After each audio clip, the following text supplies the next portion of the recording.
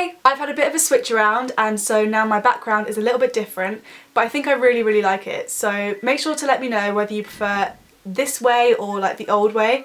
I think I really like this way. I think it looks a lot more like, I don't know, YouTubey?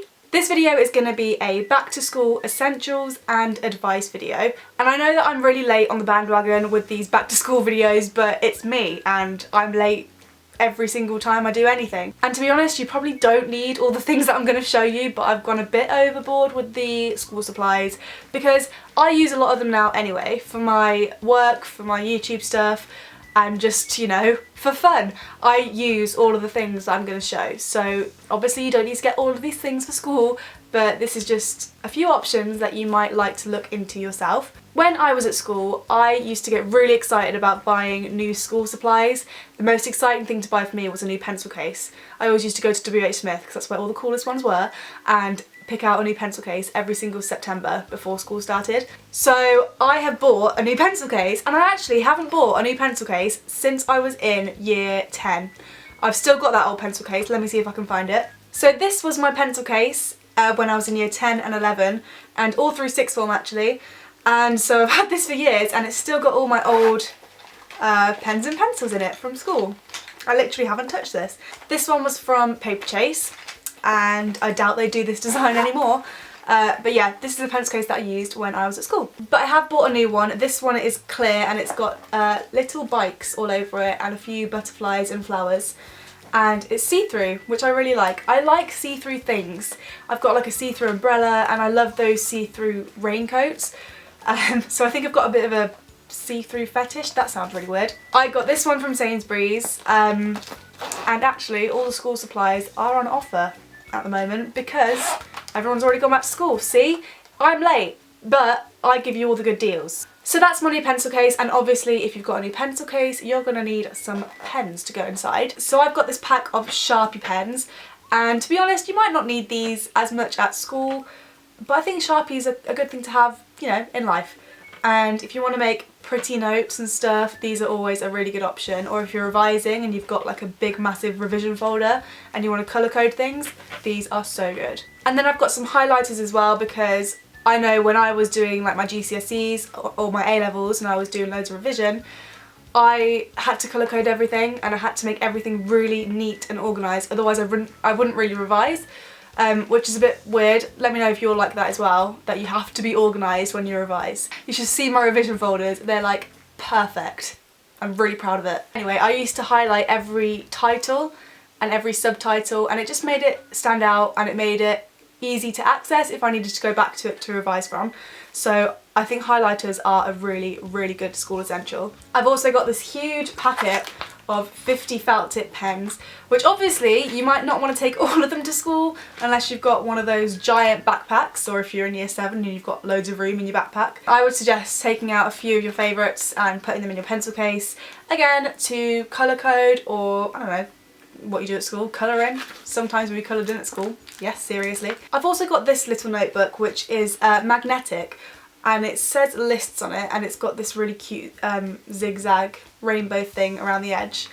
And I don't know about anyone else, but I love lists. I use lists every single day. I'm quite organised when it comes to things like this, but not really in anything else in life. But when it comes to like stationery and things that I need to do, I am pretty organised. But if you have homework or something, or if you're doing after school clubs and you're worried about things clashing, this might be a good way to stay on track of what you're doing throughout the day. Another school essential that you're going to definitely need is a planner of some sort.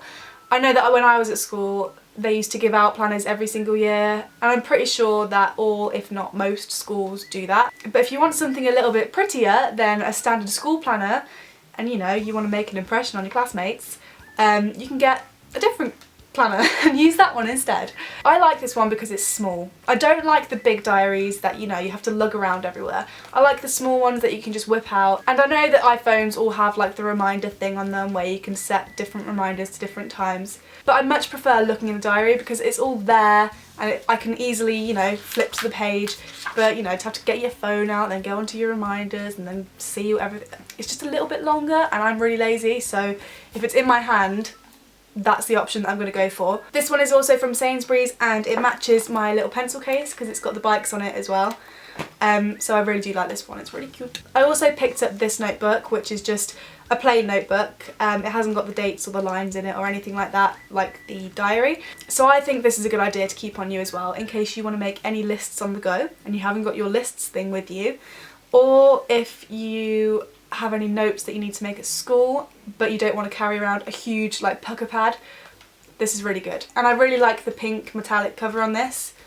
I think it's really funky. Nah, nah, honey, I'm good. I could love another, but probably should not. I got somebody at home, and if I stay, I might not live alone. If you watched my 50,000 giveaway video, you'll know that I am completely obsessed with Chroma Stationery and all of their notebooks. I recently bought myself 2 more because I'm that obsessed with them. So these are the ones that I've got, and they're a little bit different to the other ones that I showed in my last video because they've got the ring binding and they've also got a protective plastic sheet over it as well.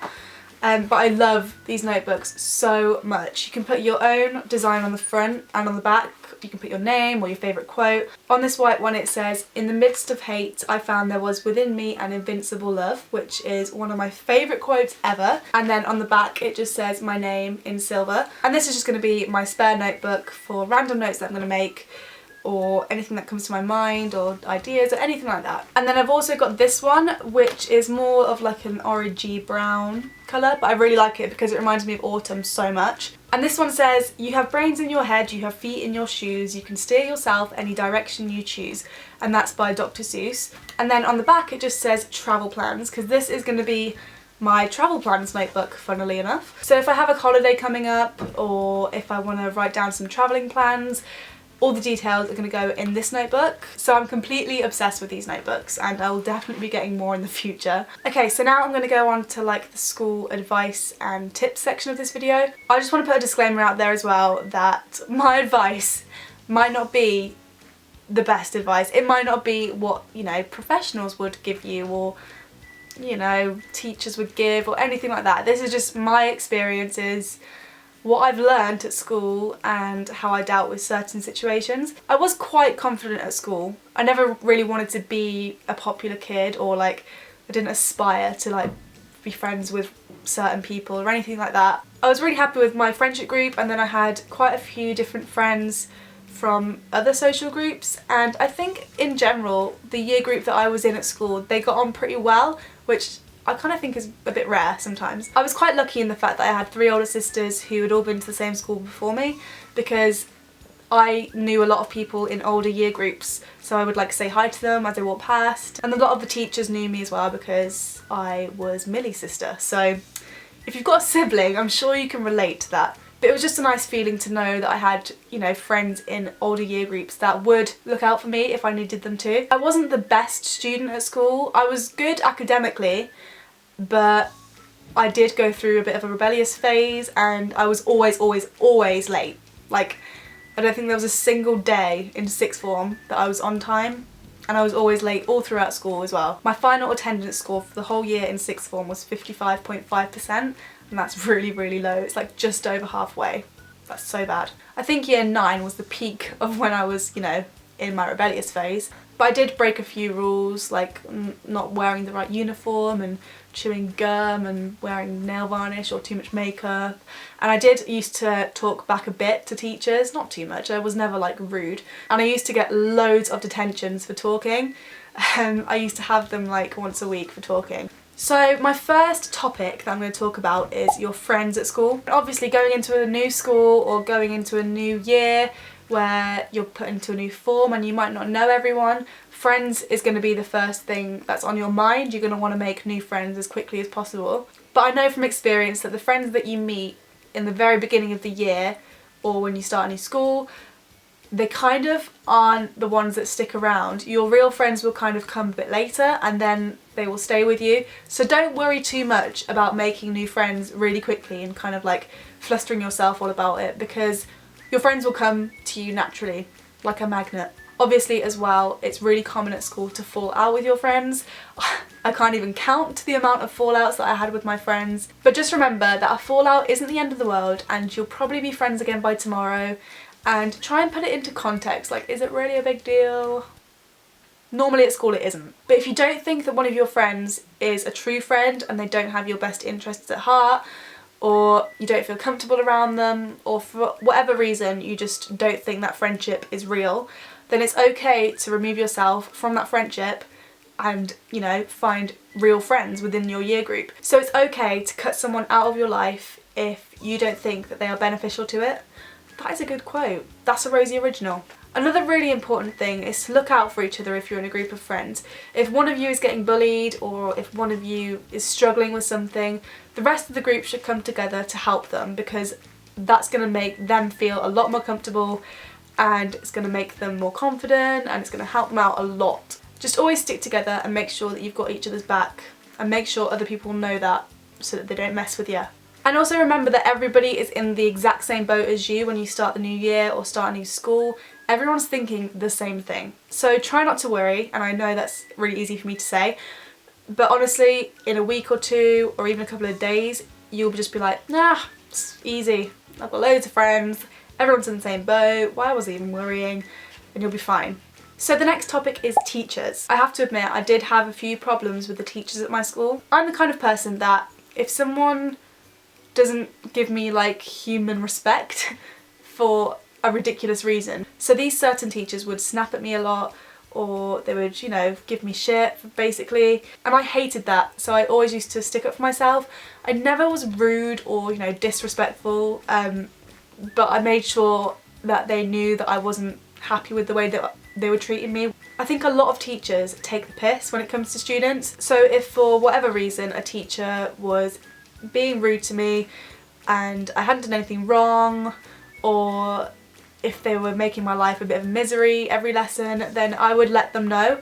I would just calmly say, I think you're wrong, or I think that's wrong. And if they gave me detention, then I'd be just like, fine, whatever. But at least they know that I have a bit of, you know, self-respect. Because every school's got a psycho teacher who will just give detention to every Tom, Dick and Harry for no reason. Or, you know, you have to tiptoe on eggshells around them all the time. And I don't think that's right. I know that teachers are in a position of power and students are not, but I still think that people should have, you know, a bit of respect for each other. No matter what your age is, no matter what your situation or your job. I think, like, decent respect is just a boundary. Like, if you give it to me, I'll give it back to you. But if you treat me like shit, then I'm going to say something about it. Some people might think that I'm wrong and think that teachers are always right and they always know what's best for you and you have to obey every rule that they ever give. But I personally knew what was best for me, and if I knew something was wrong and if someone wasn't treating me right, then I always spoke out about it. And I think that's quite important. But if you do have a real problem with one of your teachers, then it might be an idea to ask them if they could have a word with you. They are people too at the end of the day, and if a child or a teenager has come up to them and said, listen, I feel like sometimes you make me feel a bit uncomfortable, and I feel like you sometimes pick on me, and just say it in a polite and respectful manner. 9 times out of 10 they're going to think about it and they're going to be like, okay, maybe I need to change my approach. They should show you a bit of appreciation for the fact that you've come forward at least. If not, you can always go to a different teacher and say your issue, and they might, you know, swap you out of that class or something.